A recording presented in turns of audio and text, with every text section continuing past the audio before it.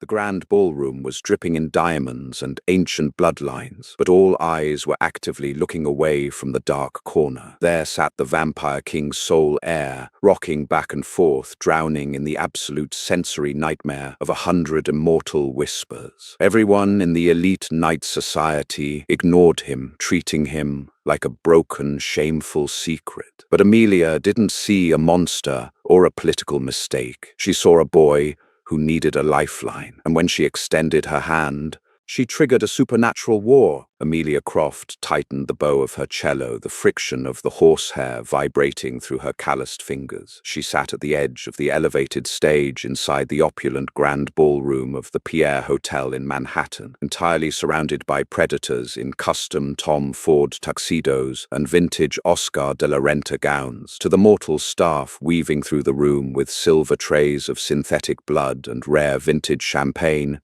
This was simply the annual winter solstice gala, an eccentric gathering of old-money billionaires. But Amelia knew the truth. She was a human contractually bound through a shadow agreement with the Juilliard School's secretive alumni board, playing her 17th-century Stradivarius to soothe the most dangerous ancient creatures walking the earth. The air in the ballroom was thick with the scent of night-blooming jasmine, ozone, and copper. It was an unspoken rule that mortals were to keep their eyes cast downward, functioning merely as living furniture. Amelia usually followed this rule to the letter. She survived by being invisible, pouring her soul into the mournful, sweeping notes of Bach's cello suites. But tonight the atmosphere was suffocatingly tense. The king was here. Lord Alistair Rourke entered the ballroom, and the temperature in the room instantly plummeted. He was a terrifyingly elegant figure, his authority so absolute that the murmuring crowd silenced entirely, parting like the Red Sea. Alistair was the apex of their hidden society, an immortal whose wealth dwarfed the GDP of small nations. Yet Amelia's gaze bypassed the imposing monarch and landed squarely on the young man trailing slightly behind him. His name was Leo. Leo Rourke had the pale, statuesque beauty typical of the vampire elite, with striking aristocratic features and raven dark hair, but his demeanor was entirely wrong for their hyper-composed society. While the other immortals stood with predatory stillness, Leo was in constant, agitated motion. He was tugging relentlessly at the collar of his tailored velvet jacket, his long fingers fluttering rapidly near his collarbone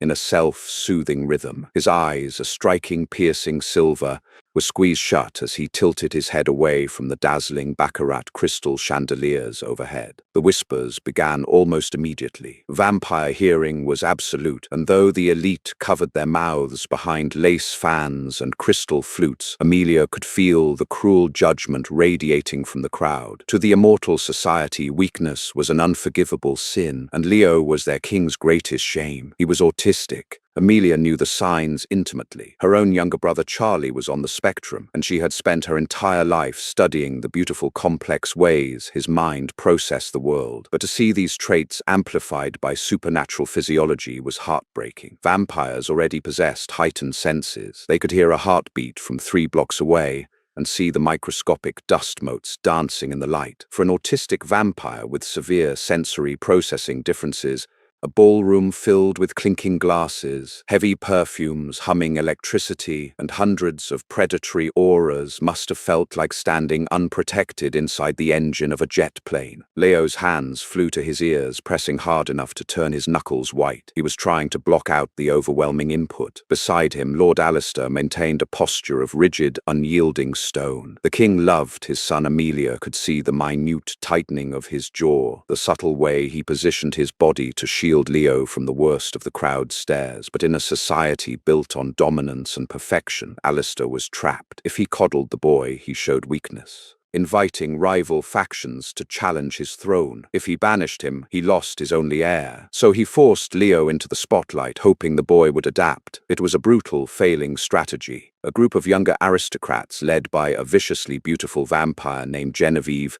and her sneering consort Caspian, stood near the stage. They were practically vibrating with malicious amusement. Genevieve openly stared at Leo, her crimson lips curled into a smirk. "It's a tragedy," Genevieve murmured, her voice pitched just loud enough for the supernatural hearing of the room to catch. "A bloodline that survived the fall of Rome, ending with a creature that flinches at its own shadow. He looks like a malfunctioning toy, Amelia's fingers slipped on her cello strings, producing a sharp, dissonant scrape. The sound earned her a momentary lethal glare from Caspian, but she didn't care. Her heart was hammering against her ribs. She watched Leo retreat to a darkened corner near the heavy velvet curtains, folding his tall frame into a painfully tight, rigid shape. He began to rock forward and backward, the tempo rapid and frantic. He was drowning. The entire room of powerful, ancient beings was actively watching him drown, sipping their champagne, their apathy sharper than any fangs. Amelia kept playing her bow, moving over the strings, but the music felt hollow against the heavy, tragic reality unfolding in the corner of the room. She couldn't look away from him. The tension in the ballroom tightened like a piano wire about to snap. Amelia's cello wept through the final movement of a Brahms sonata, but her eyes remained locked on the dark corner where Leo was deteriorating. His rocking had grown more aggressive. The velvet fabric of his jacket was visibly crushing under the desperate grip of his own hands. The sensory input of the room was breaching his defenses, and no one was helping him. Then the inciting incident occurred. It was a trivial accident that would have barely registered at a human gathering, but in a room full of apex predators, it was catastrophic. A young mortal waiter, visibly trembling under the terrifying gazes of the guests, collided with a marble pillar. The silver tray he was carrying tilted, and a pyramid of 12 heavy baccarat crystal glasses cascaded onto the marble floor. The sound of the shattering glass was sharp and violent. For Amelia, it was a loud crash. For the vampires, it was a thunderclap. But for Leo, whose nervous system was already overloaded, it was a physical assault. Leo let out a raw, agonizing sound, a broken gasp that echoed over the sudden silence of the room. He collapsed onto his knees right there in the shadow of the curtains, throwing his arms over his head. His breathing became hyperventilated, a rapid, tearing sound, and his body began to shake violently. It was a full, devastating sensory meltdown. The reaction of the elite was immediate and disgusting. Murmurs of disgust rippled through the crowd. Genevieve let out a soft, mocking laugh, taking a delicate sip from her glass. Caspian sneered, shaking his head. Even Lord Alistair froze. The king took half a step toward his son, his face warring between desperate fatherly panic and the cold, unyielding mask required of a monarch. The ancient laws of their kind strictly forbade a ruler from showing public distress. The king was trapped by his own crown, his hands clenching into fists at his sides as he watched his boy suffer on the floor. Amelia stopped playing. The abrupt silence from the stage was more shocking than the shattered glass. Without thinking, without considering the absolute danger of her actions, Amelia set her multi-million-dollar Stradivarius carefully on its stand. She stood up, her black evening gown brushing the floor, and stepped off the elevated platform. The eyes of every immortal in the room snapped toward her. She could feel the collective weight of their predatory gazes, the sudden drop in temperature, the absolute shock that a mortal blood servant was breaking formation.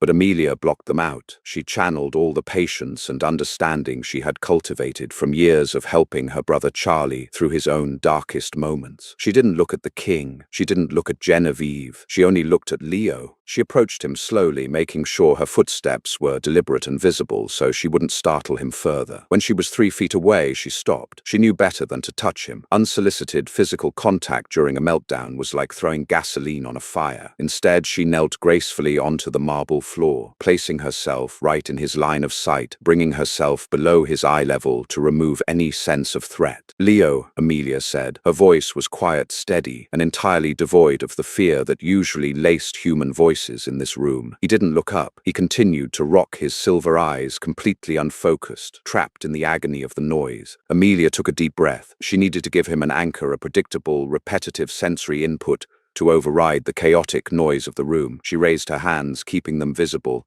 and began to tap a very slow, deliberate rhythm against the marble floor. Tap, tap, tap, tap. It was a steady 4/4-time signature, the most grounding tempo in music. It mimicked a slow, resting heartbeat. "Focus on the sound of my hands, Leo," she murmured, keeping the rhythm flawless. "Just the rhythm. 1, 2, 3, 4. Nothing else is happening, just the tempo." For 10 agonizing seconds, nothing changed. The room was so silent Amelia could hear the hum of the air conditioning. Lord Alistair had moved closer, his towering shadow falling over them, his aura radiating a terrifying protective lethality. If she made the wrong move, the king could rip her apart before she even registered the pain. But she didn't waver. She kept the rhythm. Slowly, miraculously, Leo's frantic rocking began to slow. The chaotic flutter of his breathing hitched, then started to align with the steady, predictable tapping of her fingers. His hands lowered marginally from his ears, his silver eyes, wild and terrified, locked onto her hands. "That's it," Amelia whispered softly. She stopped tapping the floor and slowly held out her right hand palm up, keeping it completely still. "Stand up with me. We are going to move. We are going to count." She wasn't asking him to dance in the traditional sense. She was offering deep pressure therapy through structured rhythmic movement. Leo stared at her hand. The entire ballroom held its breath. Even the king was completely rigid. Then, with a trembling hesitation, Leo reached out and placed his cold, marble-like hand into hers. Amelia didn't pull him. She let him guide the pressure. As he stood towering over her, she placed his other hand on her shoulder and rested her hand gently on his waist, applying a firm, grounding pressure that autistic individuals often crave to feel physically anchored. "Step on the one," Amelia instructed softly, beginning to move her feet in a slow box step pattern. 1, 2, 3, 4. Leo stumbled on the first step, his body stiff, but Amelia held the frame firmly. She became his metronome. With every rigid step, she reinforced the count. 1, 2, 3, 4. Slowly, the tension bleeding from his muscles was palpable. His breathing deepened. The chaotic noise of the room faded into the background as he locked onto the absolute mathematical predictability of her steps. They were dancing. In the middle of the viper's nest, the ignored, broken prince was dancing with a mortal, and for the first time in his immortal life, he looked completely at peace. The music of the ballroom had long since died, but the rhythmic box step continued in the suffocating silence. Amelia kept the count, her voice a steady, metronomic whisper beneath the glare of 100 predatory stares. Leo's breathing, previously ragged and desperate, had smoothed into a slow, measured cadence. The violent trembling in his shoulders ceased entirely. For those 3 unbroken minutes, the terrifying vampire king's son was not a broken anomaly, but a young man finding his equilibrium in the storm. Slowly, Amelia brought her feet to a halt, easing the pressure on his waist. She didn't drop her hands immediately, knowing a sudden withdrawal of deep pressure could trigger a secondary panic. She waited for Leo to pull away first. When his silver eyes blinked, the wild, unfocused terror replaced by a striking, crystalline clarity, he stepped back. His hands fell smoothly to his sides. He looked down at Amelia, not with the predatory hunger typical of his kind, but with a profound, almost devastatingly quiet awe. The silence in the ballroom shattered. Arthur Pendleton, the elderly mortal manager of the estate staff, dropped a silver serving tray. The clatter was entirely ignored as Lord Alistair Rourke stepped forward. The king's presence was a physical weight in the room, crushing the air from Amelia's lungs. He moved with deceptive slowness, his long coat sweeping over the marble floor until he stood directly in front of her. Lady Catherine Dupont, a notoriously cruel immortal who had survived the French Revolution, leaned behind her feathered fan and scoffed. Lord Reginald Harrington, a baron of the old world, bared his fangs in a grimace of offended aristocratic pride. The entire court was waiting for the king to rip the mortal girl's throat out for daring to touch the royal bloodline. Amelia lowered her head, exposing her neck in the universal sign of mortal submission. Her heart hammered against her ribs like a trapped bird, but she did not regret her actions. If her life ended on this marble floor, she had spent her final moments pulling a drowning soul to the surface. "Look at me," Alistair commanded. His voice was not a shout, but a low, vibrating baritone that resonated in the marrow of Amelia's bones. Amelia lifted her chin. She met the king's eyes. They were the exact piercing silver of his son's, but hardened by centuries of war and supreme authority. Alistair studied her face, searching for the trembling fear he was accustomed to seeing in human eyes. He found none. He found only the fierce, lingering protectiveness of a sister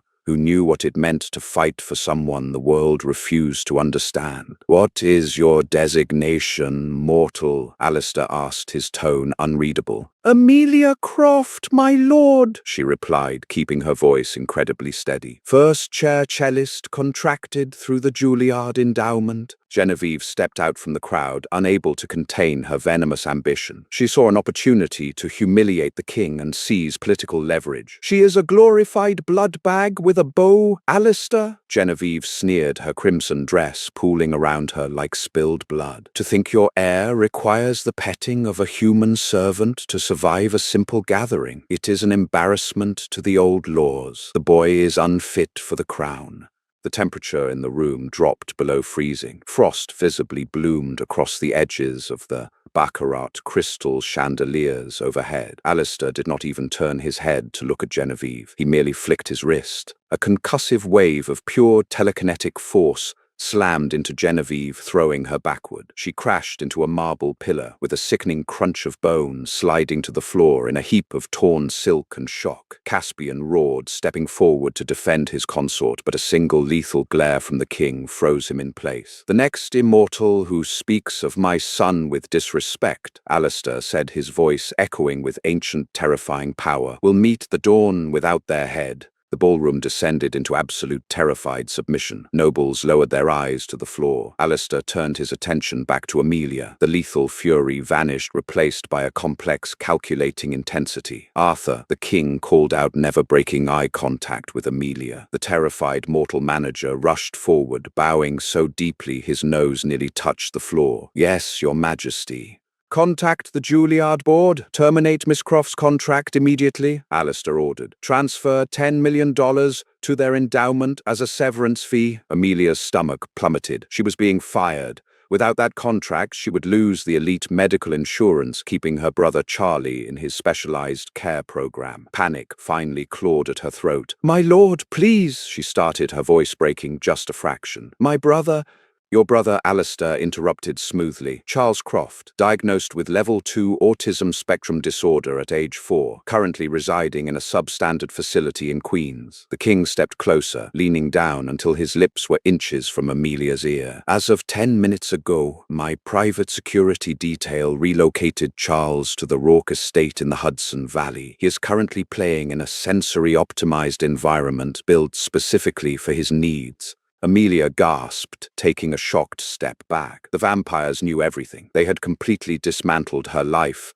in the span of a single song. "You are no longer a musician for the court, Amelia Croft," Alistair declared, his voice echoing for the entire room to hear. "You belong to the House of Rourke now. You will live at my estate. You will act as my son's private companion, and if you can teach him to navigate this world as you did tonight, I will give you and your brother the world." The Rourke family estate, historically known as the Blackwood Manor before Alistair purchased the surrounding thousands of acres in upstate New York, was a fortress disguised as a breathtaking Gothic palace. Amelia sat in the back of a blacked-out Maybach, her fingers nervously twisting the fabric of her coat as the heavy wrought-iron gates parted. The transition from a struggling musician in a cramped Brooklyn apartment to a permanent resident of a supernatural empire had happened in less than 12 hours. She had found Charlie exactly as the king promised. Her younger brother was happily assembling an intricate Lego architecture set in a sprawling, soundproofed room filled with soft lighting and weighted blankets. He hadn't even noticed the move, thoroughly bribed by the sheer volume of new toys. But Amelia's reality was entirely different. She was a mortal trapped in a gilded cage filled with immortal predators. Her new role was unprecedented. In vampire society, humans were sustenance servants or disposable entertainment. A human elevated to the position of a royal companion, a guide to the crown prince, was a massive political disruption. On her third night at the estate, Amelia was summoned to Leo's private quarters. A towering vampire guard named Silas, no, his name was actually Desmond, escorted her down a long corridor lined with Renaissance tapestries. Desmond opened heavy oak doors, revealing a space that made Amelia's breath catch in her throat. Leo's room was an astronomical sanctuary. The ceiling was a domed glass conservatory, offering an unobstructed view of the night sky. The room lacked the heavy, opulent clutter favored by the other immortals. Instead, it was meticulously organized. Massive, antique brass telescopes stood by the windows. Thousands of mechanical clock parts, gears, and cogs were sorted by exact size in glass cases. This was his hyperfixation. Leo was sitting on the floor in the center of the room, surrounded by pieces of a disassembled grandfather clock. He was wearing loose, soft cotton clothing, a stark contrast to the stiff, restrictive velvet he had been forced to wear at the gala. He didn't look up when Amelia entered, his long, pale fingers rapidly spinning a small brass gear. "Good evening, Leo," Amelia said softly. She didn't walk toward him. She sat down on a plush velvet ottoman near the door, waiting for him to process her presence. For a long time, the only sound was the metallic ticking of the gears in his hand. Then very slowly, Leo spoke. "The rotational velocity of the Earth is approximately 1,037 miles per hour at the equator," he said. His voice was a rich, melodic baritone, but entirely devoid of inflection. He spoke rapidly, his eyes fixed firmly on the brass gear. "Humans cannot feel this rotation because it is constant. Immortals can feel it. It feels like a faint, continuous vibration in the teeth."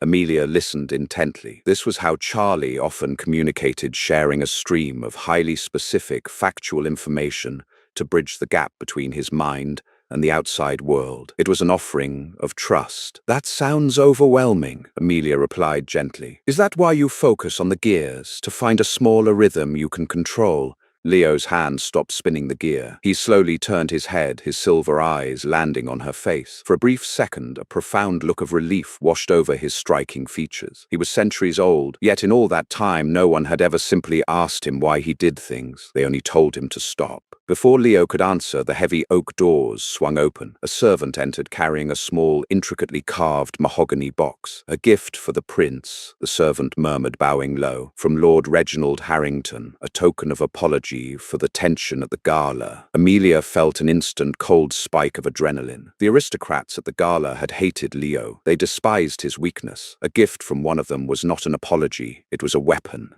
"Leave it on the table," Amelia ordered sharply, her voice carrying an authority she didn't know she possessed. The servant complied and hurried out of the room. Leo tilted his head, his acute senses immediately locking onto the box. He stood up, his tall frame looming in the dim light, and began to walk toward the mahogany case. "Leo, wait," Amelia warned, stepping forward. But Leo's curiosity, driven by his fixation on mechanical objects, overrode her warning. He reached out and unlatched the bronze clasp. The moment the lid cracked open, a horrific, piercing frequency blasted into the room. It was an archaic, enchanted music box designed to emit a shrieking, dissonant pitch, completely inaudible to human ears but absolutely agonizing to supernatural hearing. Amelia couldn't hear the sound, but she saw the devastating effect. Leo screamed, dropping to his knees. His hands flew to his ears, blood immediately welling from his perfectly sculpted tear ducts. The sound was tearing his highly sensitive nervous system apart from the inside. Amelia didn't think. She sprinted across the room, grabbed the heavy mahogany box,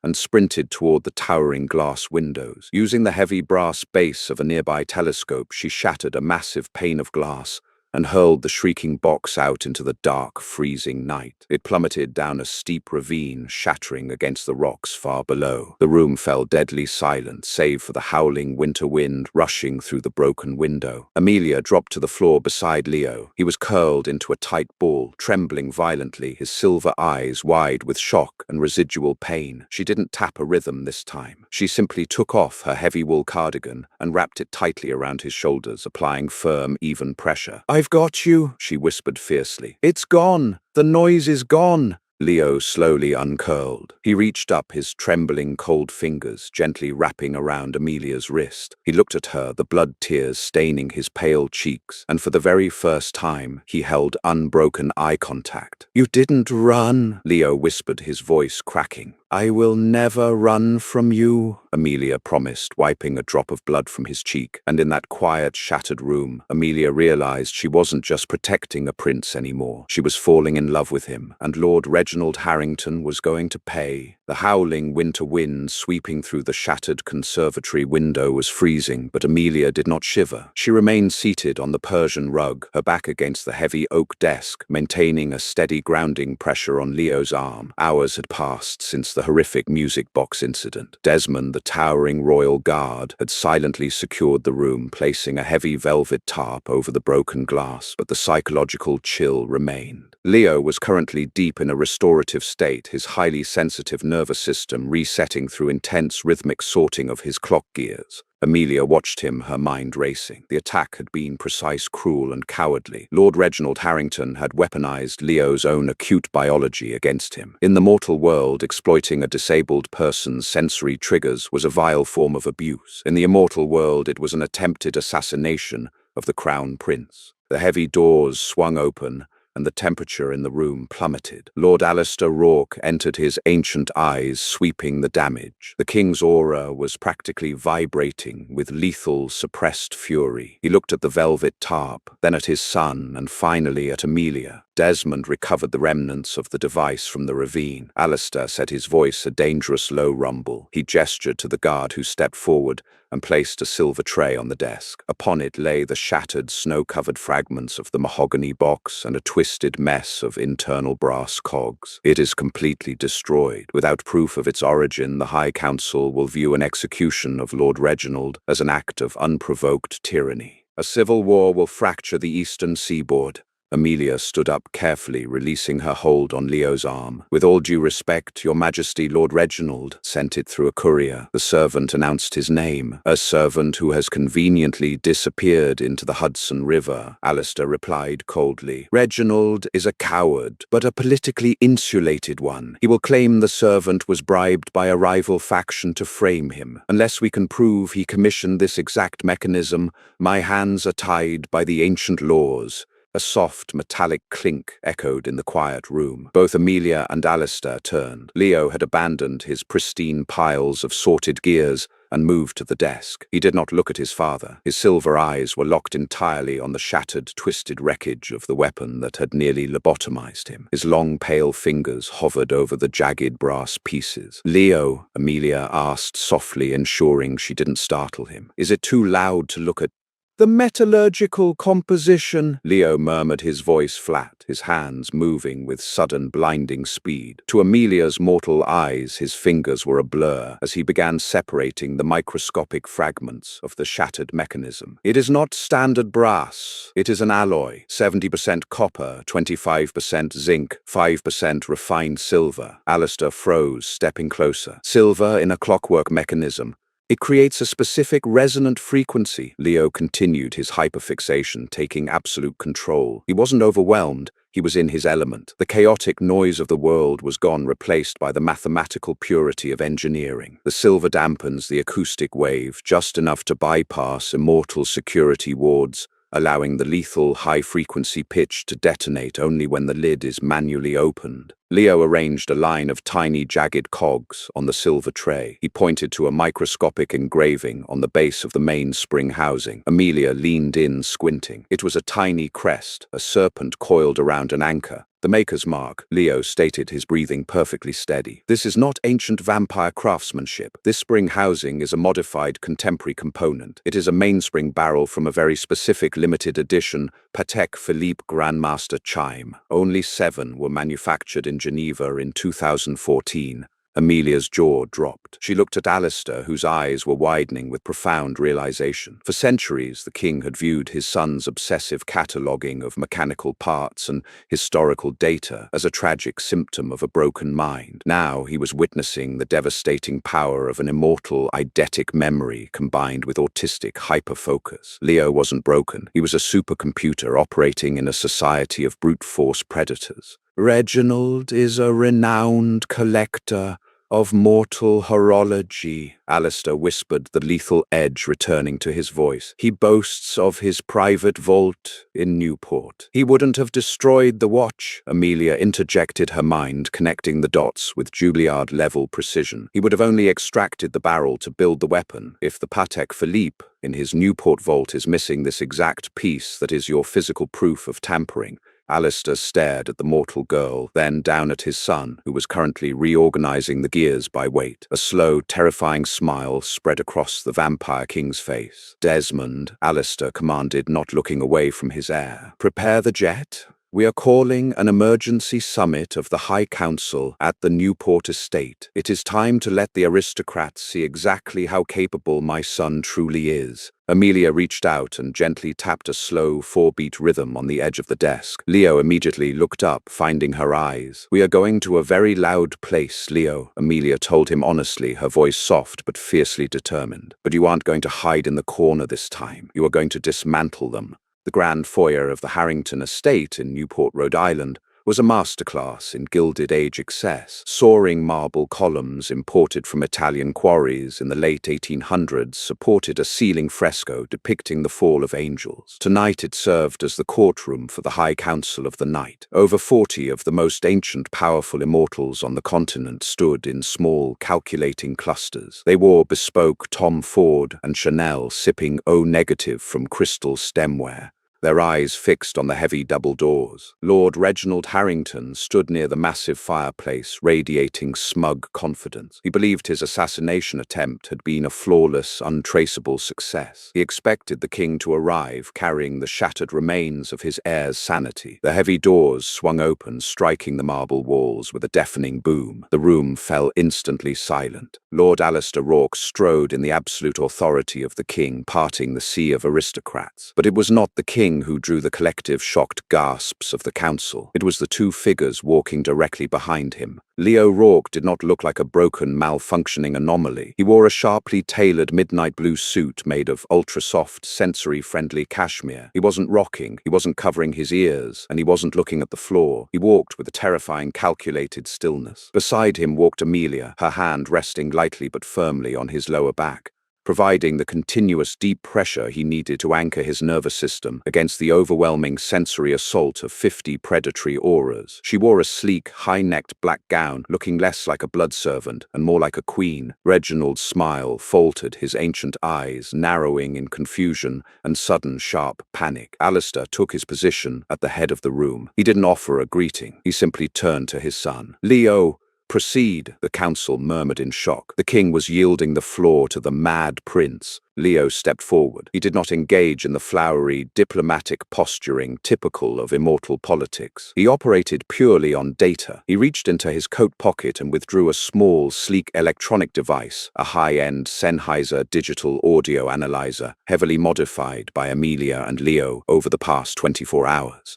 "2 nights ago, an acoustic weapon disguised as a gift was detonated in my private quarters," Leo stated. His baritone voice resonated through the massive hall, completely devoid of emotion, which made it all the more chilling. "The weapon utilized a specific customized spring barrel to generate a localized high-frequency sonic wave." Reginald scoffed loudly, stepping forward to interrupt. "My king, surely we are not going to subject the High Council to the mechanical delusions of your son. If there was an attack, where is the proof?" "The proof," Leo continued seamlessly, completely ignoring Reginald's mockery, "is in the frequency." Amelia stepped forward, pulling a small remote from her clutch. "Before we destroyed the device, I used my digital metronome and recording equipment to capture the acoustic footprint of the weapon. When an immortal manipulates a mechanical object to that degree, they leave microscopic trace elements of their own unique biological frequency on the metal. It's basic acoustic physics." She pressed a button on the remote. The modified Sennheiser device in Leo's hand flared to life. It didn't emit the painful shriek of the weapon. Instead, it broadcasted a low, rhythmic, pulsing sound. Thump, thump, thump. This is the isolated biological resonance found on the silver alloy within the weapon. Leo explained, his silver eyes finally locking directly onto Reginald. "It operates at a frequency of 432 Hertz.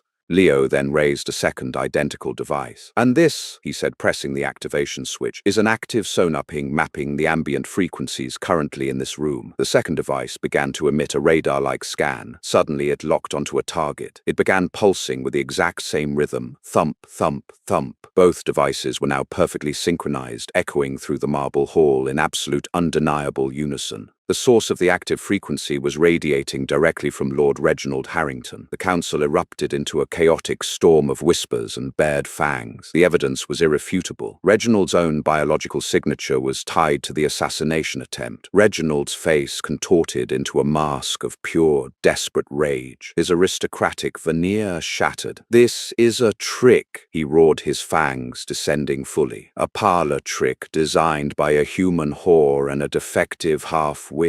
Realizing his political ruin was absolute, Reginald opted for violence. Moving with the blinding, terrifying speed of an apex predator, he lunged across the marble floor. He didn't aim for the king. He aimed for Amelia, intending to rip the mortal's head from her shoulders. In a final act of spite, Amelia didn't have time to blink. She saw the blur of movement and braced for death. But Reginald never reached her. Leo did not react with the chaotic, wild panic the council expected. His autistic brain processed the trajectory, velocity, and threat level of Reginald's attack in a fraction of a millisecond. Moving with a speed that eclipsed even his father's, Leo intercepted the older vampire. It wasn't a brawl, it was a flawless mathematical takedown. Leo's hand shot out, catching Reginald by the throat with the force of a freight train hitting a concrete wall. The impact shattered the marble floor beneath them. Leo pinned the ancient aristocrat to the ground, his grip absolute, his silver eyes completely devoid of mercy. "Your heart rate is currently 240 beats per minute," Leo stated calmly, looking down at the choking, terrified lord. "If I apply 45 pounds of pressure to your cervical vertebrae,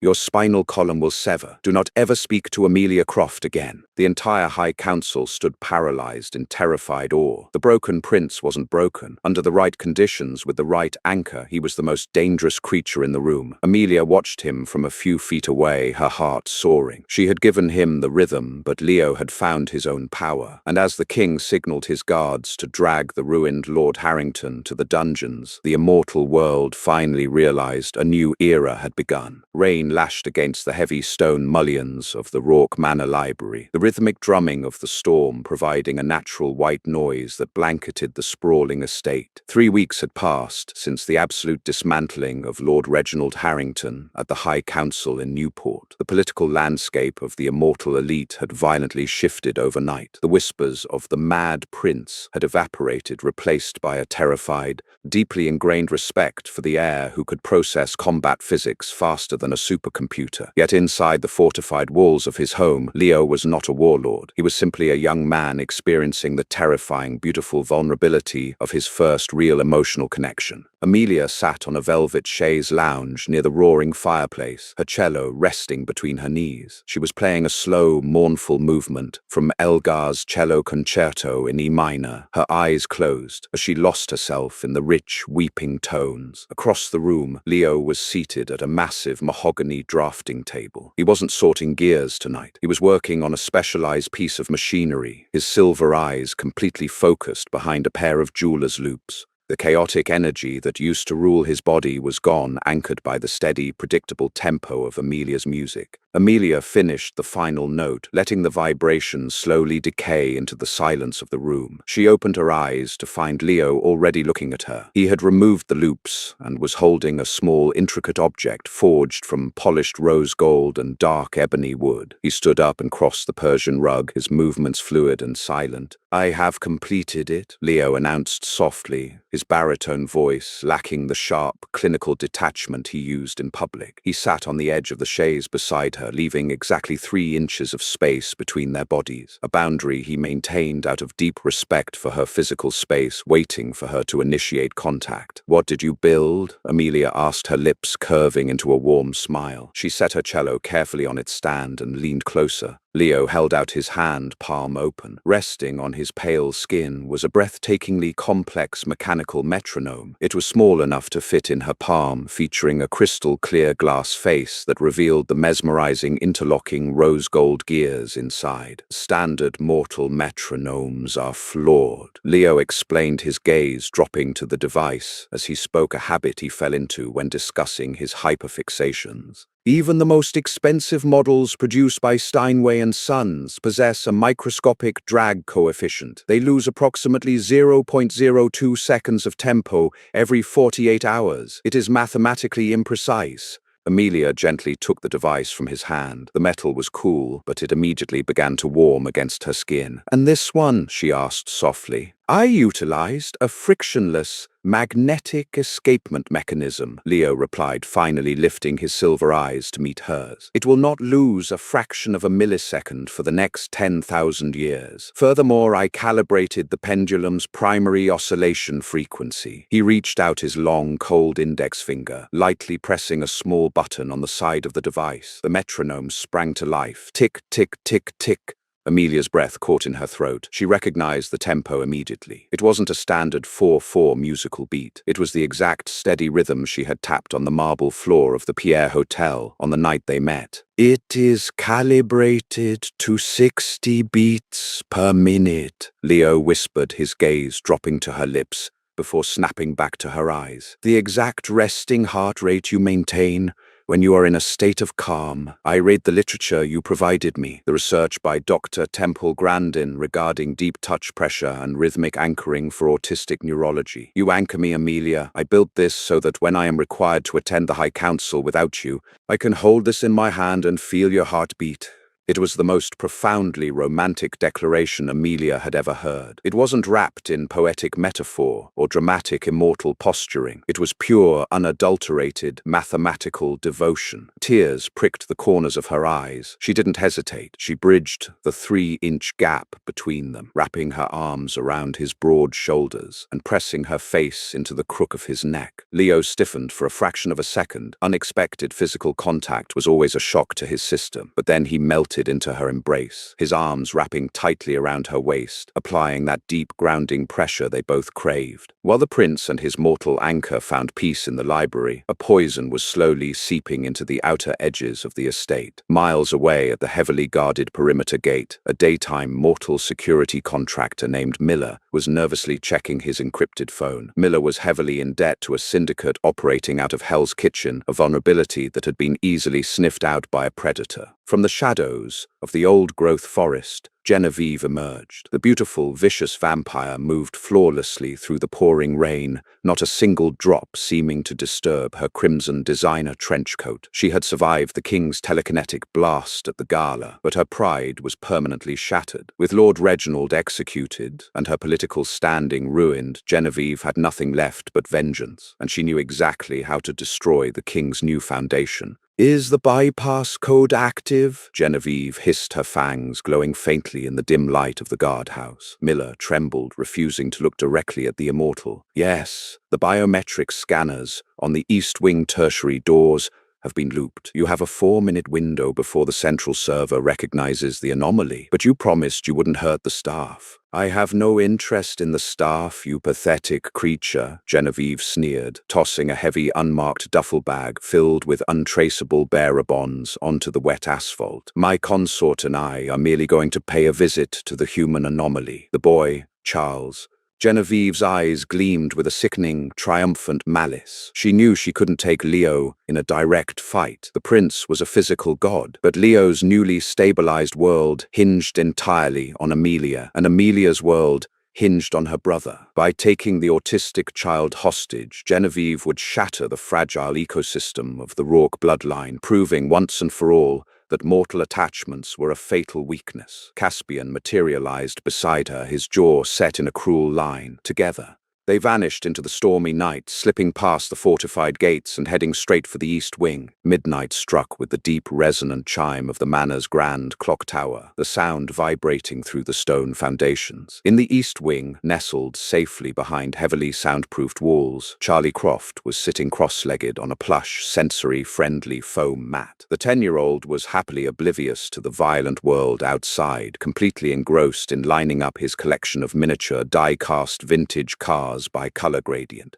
transitioning perfectly from cherry red to sunset orange. The soft, ambient blue lighting of the room cast a peaceful glow over his intense concentration. Down the hall, the tertiary security door, a massive slab of reinforced steel designed to withstand a mortar strike, clicked softly. The biometric scanner above the handle flashed green, tricked by Miller's looped code. Genevieve and Caspian stepped into the corridor, moving with the terrifying absolute silence unique to apex predators. fingers. "Find the child," Genevieve commanded Caspian through a barely audible whisper, her crimson coat dripping rainwater onto the pristine marble floor. "We extract him, take him to the catacombs under the city, and send the king a piece of his sister every hour until the prince abdicates the throne." Caspian nodded, his eyes completely black with bloodlust. He moved down the hallway, his acute hearing instantly picking up the soft, rhythmic click of plastic wheels rolling over foam. He stopped outside the heavy oak door of the sensory room and kicked it open with enough force to shatter the deadbolt into shrapnel. Charlie flinched violently, letting out a sharp, distressed cry as the sudden explosive noise assaulted his ears. He dropped his red die-cast car and immediately scrambled backward into the corner of the room, throwing his hands over his head and curling into a tight ball. "Well, look at this," Caspian sneered, stepping into the room, his fangs fully descended. "Another broken little pet." He reached down, grabbing the collar of Charlie's soft cotton pajamas, and violently yanked the terrified boy off the floor. 3 floors above in the library, Leo was holding Amelia in a quiet embrace when his entire body went rigid. His silver eyes dilated massively, the irises swallowing the whites. To a mortal, the sound of the door breaking was muffled by distance and stone. To Leo's hypersensitive auditory processing network, it was a bomb going off in his own skull. But what followed the crash was infinitely worse. He heard the rapid, terrified, erratic heartbeat of the boy Amelia loved more than life itself. "Leo?" Amelia asked, feeling the sudden, terrifying shift in his musculature. "What is it?" "East Wing," Leo stated, his voice devoid of all warmth, replaced by a chilling, absolute zero mechanical flatness. "Breach, Charlie." Amelia's stomach plummeted into an abyss of panic. She didn't even have time to scream before Leo moved. He scooped her into his arms, holding her tightly against his chest to protect her neck from whiplash, and launched himself out of the library. He moved so fast the world blurred into a smear of stone and tapestry. He didn't take the stairs. He vaulted entirely over the grand staircase railing, dropping 3 stories and landing with a concussive boom that cracked the marble foyer, absorbing the kinetic energy flawlessly. In the East Wing sensory room, Genevieve had just stepped inside, watching Caspian drag the screaming, thrashing child toward the door. "Keep him quiet," Genevieve snapped, irritated by Charlie's high-pitched vocalizations of distress. "Put him down." The voice didn't come from a shout. It came from the doorway, spoken in a low, resonant baritone that vibrated the glass of the recessed lighting fixtures overhead. Genevieve whipped around. Leo stood in the shattered doorway, with Amelia stepping safely behind his broad, protective frame. The prince did not look manic. He looked like an executioner. The chaotic, sensory environment of the shattered room, the flashing emergency lights, the screaming child, the smell of ozone and rain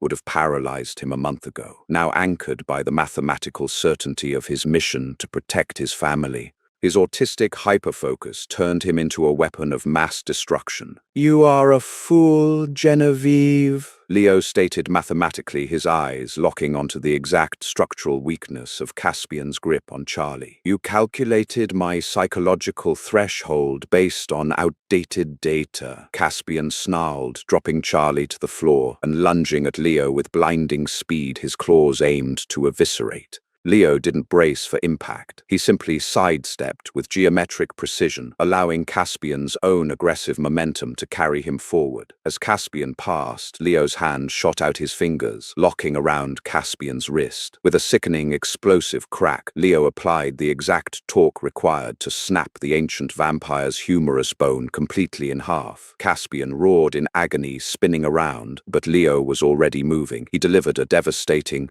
piston-like strike to Caspian's sternum, shattering the ribcage and sending the massive immortal flying backward into the hallway wall, where he slumped paralyzed by the traumatic spinal impact. The entire exchange took less than 2 seconds. Genevieve shrieked, realizing she had fundamentally miscalculated. Desperate, she lunged toward Charlie, intending to take the boy hostage. Amelia, fueled by pure adrenaline and sisterly rage, didn't wait for Leo. She grabbed a heavy, weighted therapy blanket from the floor and threw it directly over Genevieve's head, blinding the immortal for a crucial fraction of a second. It was all the time Leo needed. He crossed the room instantly, grabbing Genevieve by the throat through the heavy fabric of the blanket. He lifted her effortlessly off the floor, her legs kicking wildly in the air, Your heart rate is elevating to panic levels, Leo informed her calmly, his grip tightening just enough to restrict airflow without severing the neck. You believed my neurological differences made me a victim. You failed to realize that while you process the world through emotion and ego, I process it through physics and consequence. And the consequence for threatening my pack is absolute. Desmond and a dozen royal guards flooded into the room, their weapons drawn, but the fight was already over. Leo carelessly tossed the gasping, defeated Genevieve into the arms of the guards. Take them to the king, Leo ordered, his voice echoing with undisputed royal authority. Inform him the perimeter has been compromised by the daytime contractor Miller. Have the syndicate in Hell's Kitchen eradicated before dawn.